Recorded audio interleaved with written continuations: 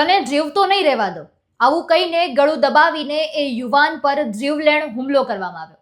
અને આ ઘટના બની છે ગાંધીનગરના પાલજ ગામ પાસે. પ્રેમ પ્રકરણની અદાવત રાખીને આ ઘટનાને અંજામ આપવામાં આવ્યું હતું. શું બન્યું હતું ને સમગ્ર વિગતવાર જાણીએ આજના વિડીયોમાં. નમસ્કાર, આપની સાથે હું આકાંક્ષા ગોંડલિયા. તમે જોઈ રહ્યા છો અવર રાજકોટ.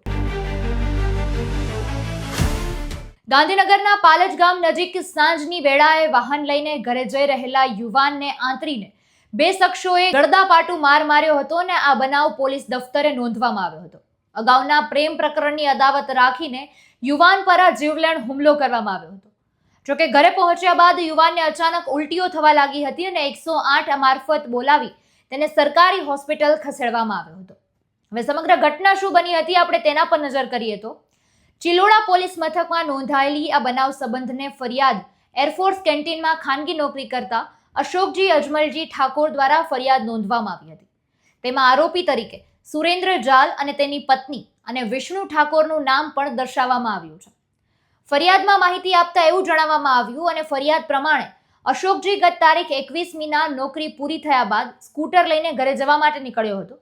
આ દરમિયાન સાંજ ઢળવા સમયે તે પાલજ પાસેથી પસાર થઈ રહ્યો હતો. ત્યારે અચાનક જ બાઇક પર આવેલા શખ્સોએ તેને ઈશારો કરીને બાજુમાં ઊભા રહેવા માટે જણાવ્યું. તે ઊભા રહેતાની સાથે જ આરોપીએ પૂછ્યું કે હવે તારે શું કરવાનું છે. ત્યારે જવાબમાં અશોકજીએ એવું કહ્યું કે બધું પતી ગયું છે.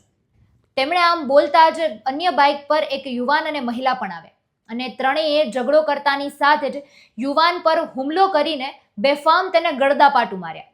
બાદમાં તને જીવતો નહીં રહેવા દઈએ આવી તેને ધાક ધમકીઓ પણ આપી. જાહેર રસ્તામાં મારામારી થતા જોઈને લોકો એકઠા થવા લાગ્યા. આ પગલે આરોપીઓ તે સમયે નાસી છૂટ્યા હતા. જ્યારે યુવાન પોતાના ઘરે જઈ રહ્યો હતો, પરંતુ રાત્રે 9 વાગ્યાના અરસામાં અચાનક જ તેને ઉલટીઓ થવા લાગી. ઉલટીઓ થતાં જ 108 મારફતે તેને હોસ્પિટલ ખસેડવામાં આવ્યો, જ્યાં તેની વધુ તપાસ હાથ ધરવામાં આવી. પ્રેમ પ્રકરણમાં અદાવત રાખીને આ હુમલો કરવામાં આવ્યો હતો, પણ હાલ પોલીસે આ દિશામાં વધુ તપાસ હાથ ધરી છે. સમગ્ર માહિતી શું છે તે જાણવા માટે પણ વધુ તપાસ હાથ ધરી છે. નમસ્કાર.